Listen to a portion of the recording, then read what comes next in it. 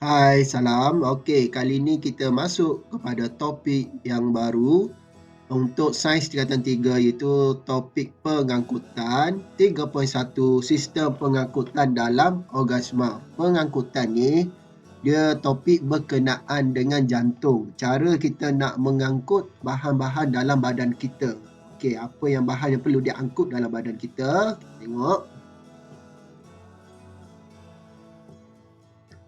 Okey, yang ni cikgu nak kamu salin keperluan sistem pengangkutan dalam organisma. Apa yang diperlukan? Okey, setiap sel memerlukan oksigen untuk respirasi. Jadi, oksigen ni sangat diperlukan oleh sel dan juga nutrien untuk mendapatkan tenaga. Jadi, sel pun perlukan nutrien. Nutrien ni datang dari mana? Nutrien ni daripada sistem pencernaan kita lah. Lepas kita makan apa semua tu, nutrien semua diserap masuk ke dalam darah dan darah akan hantar nutrien tu kepada sel. Jadi sel ni akan menerima oksigen dan juga nutrien untuk berespirasi. Okey, untuk menghasilkan tenaga. Okey, lepas tu karbon dioksida dan bahan kumuh lain pula dihasilkan.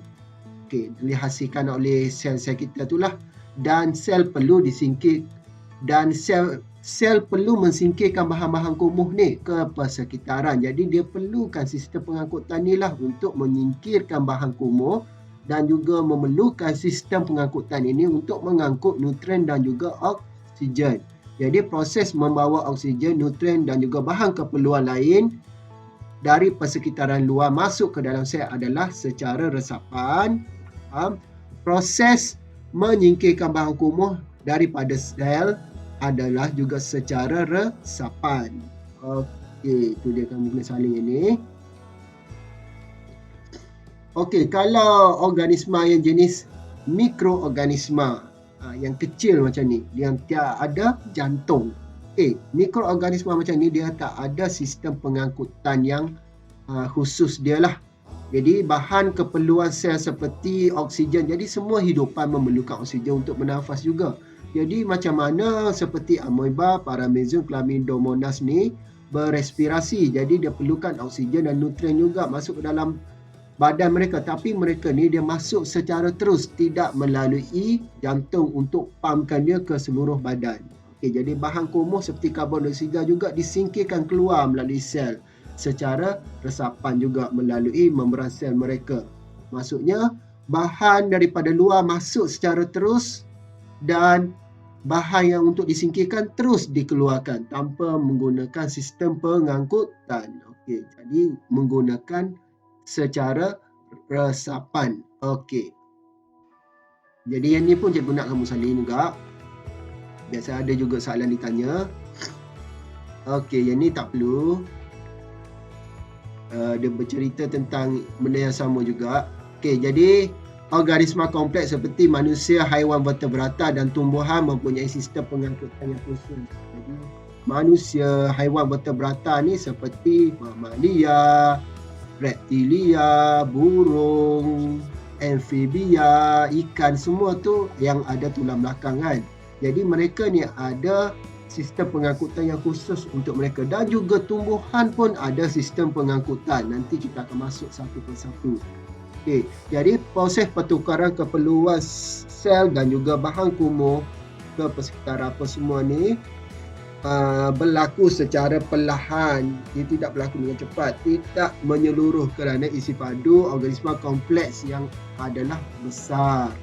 Sistem pengangkutan khusus ini oksigen dan nutrien diangkut ke seluruh sel badan dalam organisma yang kompleks serta menyingkirkan bahan kumuh dari semua sel ke persekitaran luar. Dia benda yang sama apa yang kita bincang daripada awal slide.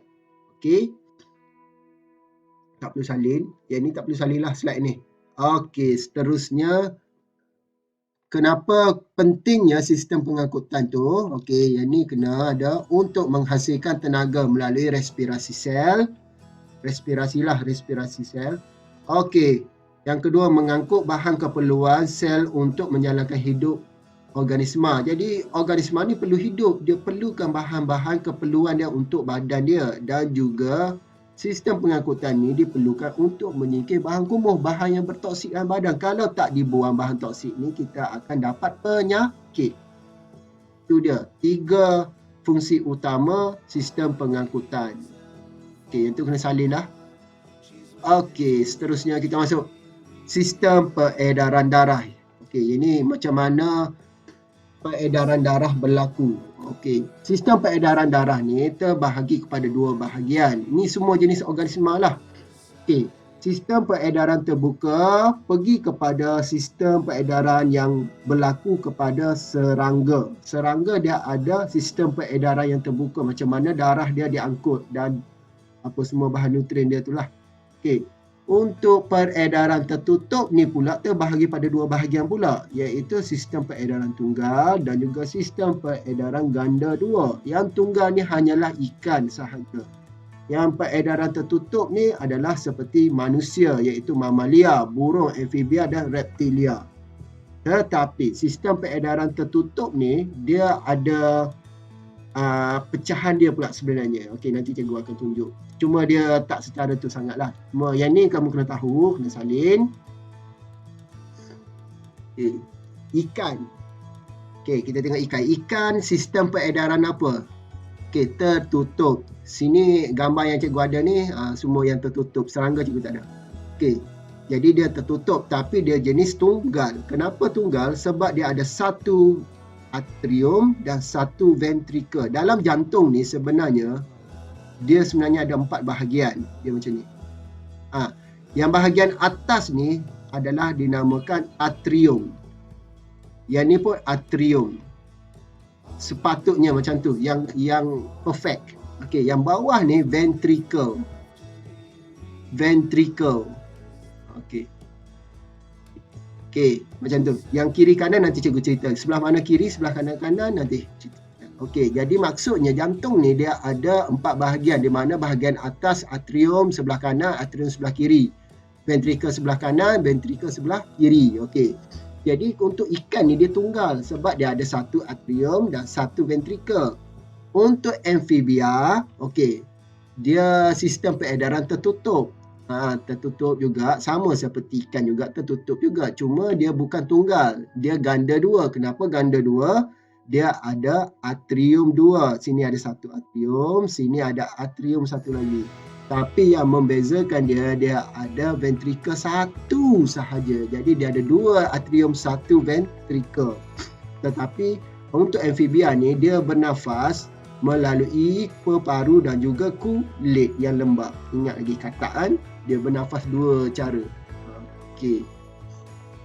Yang ni tak perlulah kamu lukis. Cuma cikgu nak bagi penerangan je. Kalau kamu nak lukis pun boleh. Okey, yang ni untuk reptilia. Reptilia pun dia ada 2 atrium, 1 sahaja ventricle. Sebab kenapa? Di sini dia tidak memisahkan antara kiri dan kanan dia. Sama seperti amfibia, dia tak ada benda yang memisahkan kiri dan kanan. Jadi ventricle dia ada 1 sahaja. Atrium dia ada 2. Sama juga yang ni. Atrium ada 2 tapi ventricle ada 1 sahaja. Jadi reptilia dengan amfibia dia lebih kurang sama. Cuma reptilia dia hanya menggunakan peparu. Amfibia dia ada peparu dan juga kulit lembab. Okey, ini untuk yang perfect. Seperti mamalia dan burung dan juga manusia mempunyai sistem pengangkutan yang sama. Di mana mempunyai atrium 2, iaitu sistem peredaran tertutup juga. Sama, semua tertutup. Ganda 2 juga. Cuma kita ni ganda 2 yang lebih ni lagi lah, lebih baik, di mana kita ada 2 ventricle kiri dan kanan, di mana tengah-tengah dia ni ada pemisah dia, dinamakan septum jantung. Okay. Itu dia. Jadi kita boleh tahu berdasarkan peta pokok ni, di mana sistem peredaran tertutup ni dia ada 2 bahagian. Satu yang peredaran tunggal dan ganda 2. Tunggal hanya untuk ikan sebab dia ada 1 atrium dan 1 ventricle. Tetapi untuk tertutup ganda 2 seperti mamalia, dia ada 2 atrium juga. Burung pun ada 2 atrium, amfibia pun 2 atrium, reptilia pun 2 atrium. Dan mereka ni tertutup juga, sama seperti itu. Dia tidak tunggal. Kenapa dia ganda 2? Sebab dia ada 2 atrium. Yang ni kenapa tunggal? Sebab dia ada satu atrium. Cuma bezanya apa ni? Untuk amphibia dan reptilia ni, walaupun dia ada dua atrium, tetapi dia ada satu ventricle sahaja. Cuma di dalam kumpulan yang samalah, itu ganda dua. Jadi tak perlu. Yang ni cikgu nak kamu salin pokok ni. Lepas tu yang ni tak perlu, cuma cikgu terangkan kamu fahamkan betul-betul dulu. Okey, yang ni kena. Di mana dia ada perbezaan antara reptilia, ikan, amfibia, mamalia dan burung. Mamalia dan burung dia sama seperti manusia. Di mana sistem peredaran mereka semua jenis tertutup. Yang terbuka hanyalah serangga tertutup. Cuma yang membezakan dia pula iaitu ikan dia mempunyai secara tunggal. Secara tunggal. Yang ni ganda dua, reptilia ganda dua. Amphibia pun ganda dua, mamalia, burung ni pun ganda dua. Cuma kat sini tak tulis lah ganda dua. Cuma ikan ni kena tulis dia tunggal. Di mana reptilia ni dia ada dua atrium, satu ventricle. Ikan dia ada satu atrium, satu ventricle. Amphibia dia ada dua atrium, satu ventricle. Mamalia dan burung dia ada dua-dua atrium dan juga dua ventricle. Okey. Keburukan dia, kalaulah dia tak ada pemisah tengah, dia tak ada dua ventricle, jadi dia yang ni tiada keburukan sebab darah dia tidak bercampur. Darah ni dia ada darah beroksigen dengan darah terdioksigen yang kita belajar sebelum ni masa respirasi. Darah beroksigen, darah yang ada oksigen. Darah terdioksigen, darah yang ada karbon dioksida hasil daripada respirasi sel. Jadi yang reptilia ni pencampuran darah beroksigen dan terdioksigen berlaku sebab ventricle dia tu tak ada satu sahaja. Sama seperti dengan ni. Sebab reptilia, amphibia pun ventricle dia ada satu sahaja. Jadi darah dia bercampur. Yang ni pula ikan dia tidak bercampur tapi dia hanya lalu ada satu hala sahaja. Darah mengalir perlahan ke dalam badan. Contoh dia macam ni. Okey, minta maaf.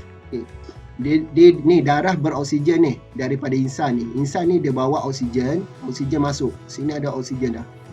Sepatutnya kalau kita manusia, oksigen ni dia angkut masuk ke dalam badan daripada ni di insan ni kita paru-paru lah. Masuk ke dalam jantung dulu. Tapi dia tidak ke jantung, dia terus kepada sel badan. Dan sel badan akan tukarkan oksigen tu tadi kepada karbon dioksida. Jadi ni darah terdioksigen pula yang biru, merah beroksigen. Terdioksigen masuk atrium, ventricle dan terus ke insan untuk bebaskan karbon dioksida. Itu cara dia. Dia maksudnya satu hala saja tunggal. Tetapi berbeza dengan yang ni macam kita juga. Dia itu darah beroksigen masuk jantung dulu, jantung akan pump dulu pula. Dia akan masuk jantung dulu. Dia bukan terus kepada sel. Dia akan masuk jantung, jantung pump dulu ke seluruh badan untuk ke sel-sel. Sama seperti amphibia, reptilia, mamalia, burung sama semua. Dia akan masuk ke dalam jantung dulu. Darah yang beroksigen akan masuk ke dalam jantung dulu. Jadi yang bahagian ni kamu kena tulis. Okey. Ini semua ni kamu kena tulis. Fungsinya kurang lengkap. Terdapat pencampuran darah beroksigen atau dioksigen di vertical. Kurang lengkap juga. Sama reptilia dengan amphibia ni sama. Untuk mamalia dan burung dia lengkap. Okey, ini ikan ni tiada apa-apa. Okey, itu dia. Kamu dah faham yang ni. Okey, itu salin. Okey, tengok sistem jantung. Cikgu kena hafal ke kita dia punya struktur jantung? Kena. Okey, nanti cikgu akan ajar cara macam mana kita nak nak menghafal struktur jantung. Okey. Kepentingan jantung. Yang ini dia, salin ni je. Mengangkut bahan penting yang diperlukan oleh tubuh, menyingkirkan bahan kumuh dalam badan. Okey. Jantung ni dia ada 4 bahagian. Dia cerita dia kan. Okey.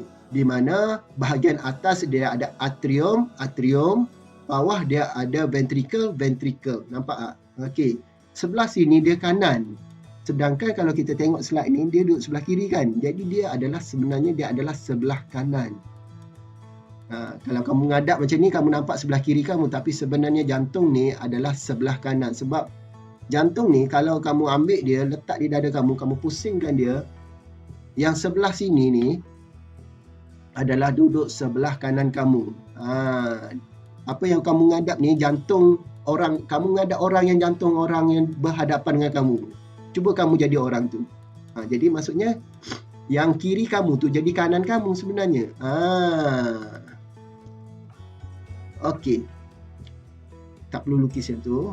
Okey, tengok yang ni.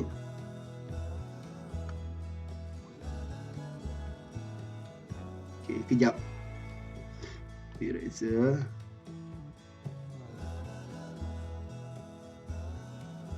Okey. Yang ni cikgu nak kamu kena lukis. Kena fahamkan dia. Okey. Ini dalam buku teks pun ada. Ambil masalah kamu nak lukis betul-betul. Okey, cikgu terang secara ringkas. Okey, jantung ni dia ada 4 bahagian. Okey, kamu nampak ni, ni atrium. Ni atrium. Nampak? 4 bahagian kan? Bawah ni pula sini, ni ventricle. 4 bahagian. Ni ventricle. Okey, sebelah sini dia adalah sebelah kanan kamu. Sebelah sini pun sebelah kanan kamu. Walaupun nampak sebelah kiri, tapi sebenarnya dia sebelah kanan. Okey, sini ada sebelah kiri, sebelah kiri. Okey, jadi ni 4 bahagian utama dia dulu. Okey, dia macam mana dia berfungsi? Katakanlah ini adalah peparu kamu. Okey, peparu kamu tarik oksigen masuk dan dia akan last kali daripada alveolus, dia akan masuk ke dalam kapilari darah. Kapilari darah akan angkut oksigen menggunakan hemoglobin. Okay, darah beroksigen ni akan pergi ke mana? Dia akan pergi ke jantung dulu. Dia tidak terus kepada sel. Cikgu dah cerita kan? Dia akan pergi ke jantung. Dia akan masuk melalui vena pulmonari. Ni. Okay, darah beroksigen ni, darah beroksigen warna merah ni. Okay, dia akan memasuki vena pulmonari, iaitu ruang jantung ni. Pintu masuk jantung yang membawa darah beroksigen, vena pulmonari. Dia akan melalui injap bicuspid. Lepas tu dia akan berpusing dalam ventricle kiri. Okay, dia akan masuk. Dia masuk atrium kiri lah. Sini atrium kiri. Lepas tu injap bicuspid. Ni injap. Injap ni dia boleh tutup dan buka. Apa fungsi dia nanti kita tengok balik. Masuk ke dalam ventricle kiri. Lepas tu dia akan keluar melalui injap sabit ni. Dan ni sebenarnya dia bertindan ni. Dia beli belah sini. Okay, dia belah sini. Okay, lepas tu dia akan keluar melalui aorta. Inilah. Dia banyak saluran dia aorta ni. Aorta ni dia akan membawa darah beroksigen tu tadi. Kenapa dia masuk jantung? Sebab jantung nak pump dia laju sikit darah tu untuk dia hantar ke seluruh badan supaya tekanan tinggi yang dihasilkan. Bila jantung ni dia mengepam, darah yang masuk daripada daripada peparu kamu tu yang beroksigen tu tadi, supaya darah tu dapat dihantar ke seluruh sel dengan kadar yang lebih laju. Jadi dia perlukan jantung untuk masukkan ke dalam vena pulmonari. Lepas tu dia keluar melalui aorta dan aorta ni akan hantar ke seluruh badan sel. Okey, dia akan hantar ke sel. Sel badan lah semua. Ada bahagian kepala kita, ke kaki, ke lutut kita, semua seluruh badan kita. Dan sel kita ni akan menukarkan oksigen kepada karbon dioksida sebab kita dah melakukan respirasi sel. Jadi darah yang ada karbon dioksida ni dia akan memasuki sebelah kanan kamu, iaitu dia akan memasuki ke dalam vena cava. Kamu perasan tak ni vena cava? Vena cava ni ada 2 jenis. Vena cava superior, inferior. Superior ni vena cava yang berada bahagian atas. Maksudnya vena cava ni dia menerima darah terdioksigen dari bahagian atas jantung seperti kepala, leher, semua itulah. Sebab bahagian atas ni pun kita ada sel melakukan respirasi sel, menghasilkan karbon dioksida. Vena cava inferior pula dia mengambil darah terdioksigen daripada bahagian bawah jantung seperti perut, bahagian kaki, pinggang kita semua tu. Jadi darah ni yang ada karbon dioksida akan memasuki ke dalam vena cava ni. Okey. Jadi dia akan masuk ke dalam vena cava. Okey. Lepas tu dia akan memasuki atrium kanan, masuk ke ventricle kanan melalui injap tricuspid, injap sabit. Lepas tu dia akan keluar pergi ke arteri pulmonari. Okey, arteri pulmonari ni dia akan bersambung ke peparu balik. Dia akan membawa darah terdioksigen dan paru-paru akan tarik karbon dioksida daripada saluran arteri pulmonari ini untuk dihembus keluar bahan kumuh. Jadi proses ini berlaku lagi di mana oksigen akan masuk balik ke dalam vena pulmonari. Itulah circulation dia. Okey. Yang ni kamu boleh tengok buku teks kamu ataupun kat sini. Okey. Jadi kamu boleh lukis. Okey. Okey, kejap Okey. Cikgu iris semua ni supaya kamu senang nak lukis. Cikgu bagi masa sikit.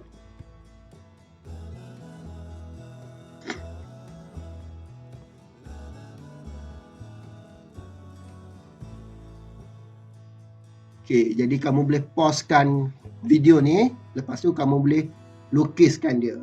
Jangan cakap tak pandai lukis, kena pandai lukis. Ada yang pelajar kata tak pandai lukis.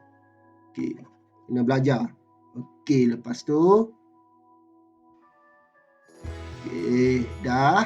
Kamu stopkan video, lepas tu kamu boleh lukis. Okey, seterusnya. Okey, ni dia tunjuklah struktur dia. Okey, tak perlu lagi, cikgu dah terangkan dia dah. Jadi ada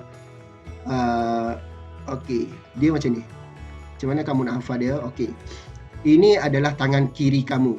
Cuba kamu lukis tangan kiri kamu atas sekeping kertas putih. Yang ni cikgu nak kamu lukis. Buat sekarang. Okey. Ambil kertas A4, lukiskan tangan kiri kamu di atas kertas putih. Okay, jadi ini bentuk dia. Di mana jari tengah kamu jatuhkan dia ke bawah. Jadi ibu jari dia ke sana, jari telunjuk, kelingking dan jari manis. Okey, mana satu kelingking manis pun cikgu tukar dia. Okey, tapi yang ni lah. Okey, jadi macam ni. Okey, ni adalah jantung. Okey, cuba kamu ambil tangan kiri kamu tadi yang kamu lukis di tapak kertas putih tadi. Cuba kamu pusingkan tangan kiri kamu tu letak di dada kamu. Jadi ibu jari ni sebenarnya sebelah sini dia berada sebelah kanan. Sini adalah sebelah kanan. Sini adalah sebelah kanan kamu sebenarnya. Sini adalah sebelah kiri. Nampak seperti sebelah kiri. Tapi bila jari tangan kamu ni, kamu ambil balik, kamu letak di dada kamu. Jadi berpusing. Ibu jari kamu tu duduk sebelah kanan sebenarnya. Jadi jantung ni yang sebelah sini sebenarnya duduk sebelah kanan. Itulah jantung. Okey. Macam mana nak hafal? Okey. Dia ada 4 laluan sebenarnya. Okey. Macam mana nak hafal? Yang ni dinamakan vena. Yang ni pun dinamakan vena. Okay. Jadi masuk yang bahagian bawah ni vena. Apa beza ibu jari ni? Vena cava. Vena cava ni ada 2. Superior bahagian atas, maksudnya pecah 2 lah. Vena cava superior, vena cava inferior. Tapi tak apalah. Kamu hafal vena cava dulu. Okey, vena cava. Sebelah sini vena apa? Vena pulmonari. Okey, jadi vena cava, vena pulmonari. Dan sini ada satu lagi pulmonari. Sebelah sini pulmonari. Apa nama pulmonari sini? Ini adalah arteri pulmonari. Lepas tu yang ni adalah aorta. Okey. Jadi itu dia. Jadi tengah-tengah ni dia adalah septum dia, pembahagi jantung. Septum. Okey, jadi darah yang beroksigen daripada cikgu buat ni adalah peparu. Ni adalah peparu. Darah yang beroksigen daripada peparu akan memasuki ke dalam vena pulmonari. Jadi kamu bahagikan dia macam ni. Ni atrium.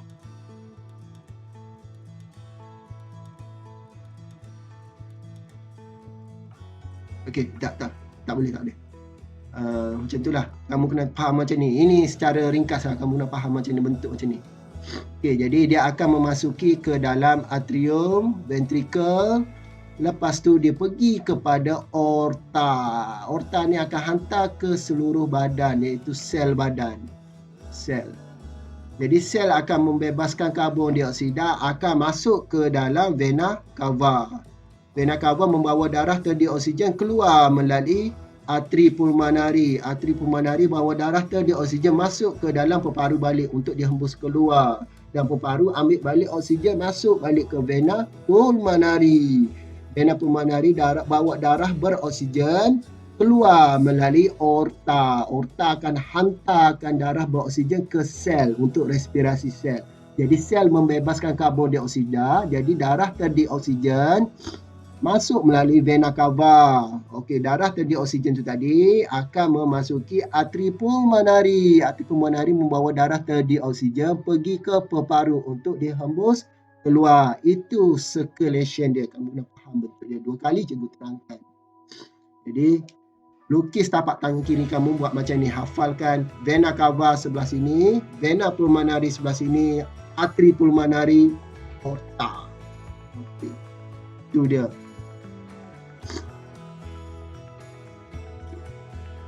Cuba kamu labelkan dia. Okey, kita tengok kita label Ni pembahagi tengah ni dia adalah septum. Okey, itu septum. Okey. Lepas septum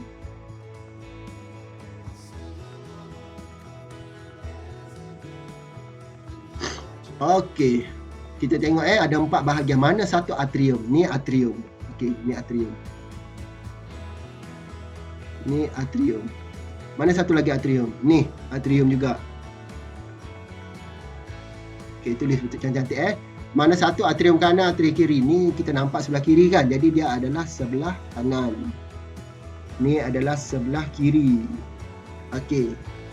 Faham? Okey, lepas tu kita tengok mana ventricle. Ni ventricle. Ventricle kanan, ni ventricle kiri. Kamu tulislah cantik-cantik. Cikgu nak cepat. Ni. Okey, lepas tu apa lagi yang kamu kena salin? Okey. Yang memasuki ruang ni, okey dah kita dah 4 ruang ni kita dah ada dah lubang darah masuk. Okey. Yang sebelah kiri ni darah masuk mula-mula ke atrium kiri ni adalah vena. Okey, vena. Ni vena sebelah apa? Mana vena cava dulu? Okey ni vena cava. Sebelah vena cava sebelah sini dia ada 2 bahagian, atas dan bawah. Yang ini dinamakan vena cava jenis apa? Superior. Dia di atas. Yang ni pula di bawah ni vena cava inferior. Darah kedua-dua ni terdi oksigen masuk sebelah sini. Lepas tu ni injap tricuspid. Injap tricuspid. Dia ada 3 bilah dia. Dia panggil tricuspid. Lepas tu apa dia lagi yang kita label? Okey. Ni adalah injap ni dipanggil injap sabit di kiri dan kanan. Injap sabit. Injap sabit. Okey, lepas sini pula. Kita dah buat vena cava, darah masuk jantung sebelah sini pula vena apa? Vena pulmonari. Ni, vena pulmonari. Okey. Okey, pulmonari. Ni injap apa sini? Ni injap sana tricuspid, sini bicuspid. Bicuspid. Injap bicuspid. Okey, masuk ke dalam tu. Okey, dia akan melalui injap sabit. Darah daripada vena pulmonari iaitu daripada paru akan masuk ke atrium kiri. Lepas tu dia pergi ke ventricle kiri, dia akan keluar melalui injap sabit ni, dan yang keluar yang banyak-banyak ni adalah aorta. Aorta ni akan menghantar darah beroksigen ke seluruh badan. Jadi kenapa kamu perasan tak aorta ni mempunyai laluan yang lebih besar berbanding yang satu lagi? Okey, nanti kita tengok. Jadi ni aorta pergi ke seluruh sel badan. Okey.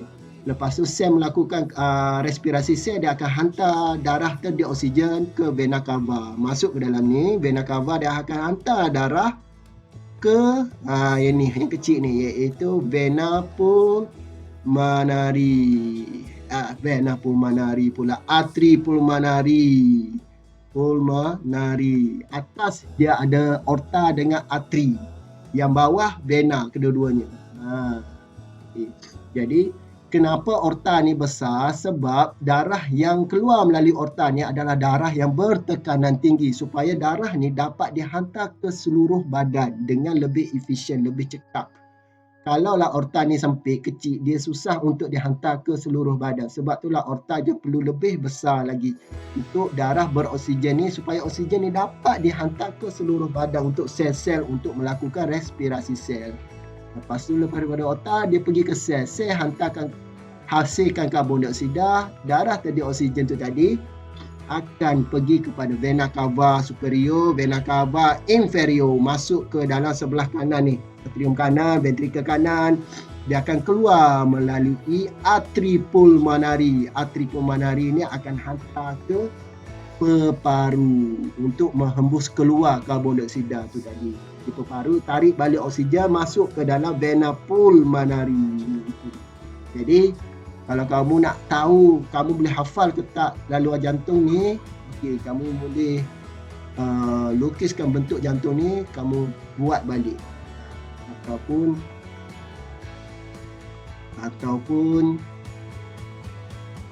yang ni pun dah memadai. Yang penting kamu hafal betul-betul laluan dia. Dan dia punya semua struktur pada jantung tersebut. Di mana injap trikuspid, di mana injap bikuspid, di mana injap sabit, di mana septum dia, di mana sebelah kanan dia, di mana sebelah kiri dia, di mana vena cava dia, di mana vena pulmonarinya, di mana arteri pulmonarinya, di mana aortanya. Okey, itu cara jantung berfungsi. Jadi yang ni kamu fahamkan macam mana kedudukan vena. Ibu jari adalah vena cava, jari yang paling kecil sebelah sini vena juga, vena pulmonari. Jari telunjuk dia pulmonari juga, tapi dia arteri pulmonari. Yang ni aorta. Tapi kedudukan asal jantung dia sebenarnya arteri pulmonari dengan aorta ni sebenarnya dia bertindih kalau kamu perasan. Di mana aorta berada di belakang arteri pulmonari. Dia bertindih. Nampak tak? Aorta ni dia bertindih, dia duduk di belakang arteri pulmonari. Jadi ingat ya, darah masuk, keluar melalui aorta, masuk melalui sel-sel akan hantar darah terdedik oksigen. Kita terdedik oksigen ni pula pergi ke vena cava hantar ke arteri pulmonari. Jadi aorta ni dia bertindih di belakang arteri pulmonari, dia bukan cabang macam tu je. Okey. Itu dia.